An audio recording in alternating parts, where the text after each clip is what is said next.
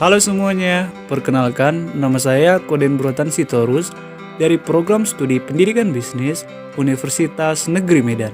Selamat menyaksikan. Kali ini kita akan membahas tentang konflik dan negosiasi. Adapun yang akan kita bahas yang pertama yaitu konflik, yang kedua proses konflik, dan yang ketiga yaitu negosiasi. Pengertian konflik. Konflik berasal dari bahasa Latin yaitu confligo, yang berarti penghancuran atau peremukan. Frost dan Wilmot mendefinisikan konflik sebagai suatu perjuangan yang diekspresikan antara sekurang-kurangnya dua pihak yang saling bergantung yang mempersepsi tujuan-tujuan yang tidak sepadan. Jenis-jenis konflik. Dalam Tiharji terdapat jenis-jenis konflik yaitu yang pertama, konflik substantif, yaitu mendasar.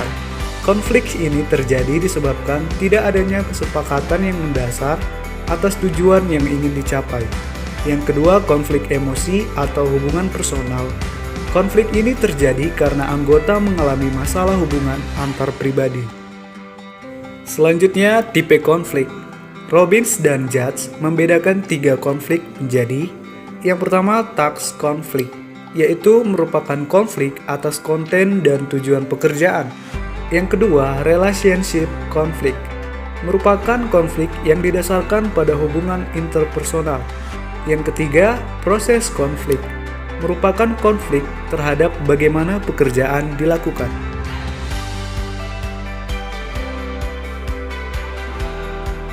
Proses konflik. Menurut Robin, proses konflik dapat dipahami sebagai sebuah proses yang terdiri atas 5 tahapan. Tahap yang pertama yaitu pertentangan yang berpotensi atau ketidaksesuaian. Dalam tahap ini, kondisi yang mendahuluinya seperti komunikasi, struktur, dan variabel pribadi. Tahap yang kedua yaitu kognisi dan personalisasi. Dalam tahap ini dapat dipandang sebagai konflik atau dirasakan sebagai konflik. Tahap yang ketiga yaitu niat. Niat untuk menangani konflik seperti persaingan, berkolaborasi, mencurigakan, menghindari, atau mengakomodasi. Tahap yang keempat yaitu perilaku. Di tahap ini, konflik terbuka seperti perilaku para pihak atau reaksi orang lain. Tahap yang kelima yaitu akibat. Di sini, konflik dapat meningkatkan kinerja kelompok atau sebaliknya dapat menurunkan kinerja kelompok. Materi selanjutnya yaitu negosiasi.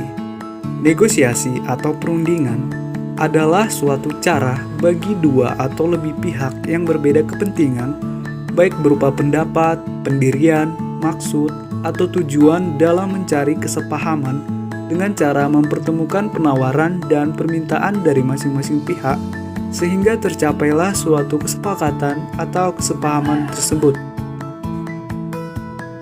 Mengapa perlu negosiasi? Secara umum, tujuan dilakukannya negosiasi adalah untuk mendapatkan atau memenuhi kepentingan kita yang telah direncanakan sebelumnya dan hal yang diinginkan tersebut disediakan atau dimiliki oleh orang lain, sehingga kita memerlukan negosiasi untuk mendapatkan yang diinginkan. Gaya-gaya negosiasi. Menurut Umam, gaya negosiasi dapat dijelaskan dalam dua dimensi, yaitu arah dan kekuatan. Yang pertama, arah berbicara tentang cara kita menangani informasi. A. Mendorong atau push, seperti mengajukan usul, memberikan informasi, mengkritik, dan semua taktik yang berlaku tergantung pada sifat dan konteks negosiasi. B. Menarik atau pull, seperti mengajukan pertanyaan untuk mendapatkan informasi, meminta saran, memastikan pemahaman, dan meminta kejelasan serta menyatakan perasaan kita. Yang kedua yaitu kekuatan berbicara tentang keluasan untuk beranjak dari kedudukan kita yang semula.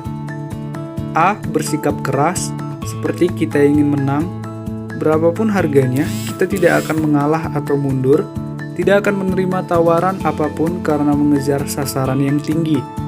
B. Bersifat lunak, yaitu kita mengalah, ragu-ragu, sulit untuk berkata tidak, sulit menyesuaikan diri karena sasaran yang kita kejar rendah. Baiklah teman-teman, demikianlah materi yang dapat saya sampaikan. Terima kasih atas perhatiannya. Akhir kata saya ucapkan sampai jumpa. Thanks for watching.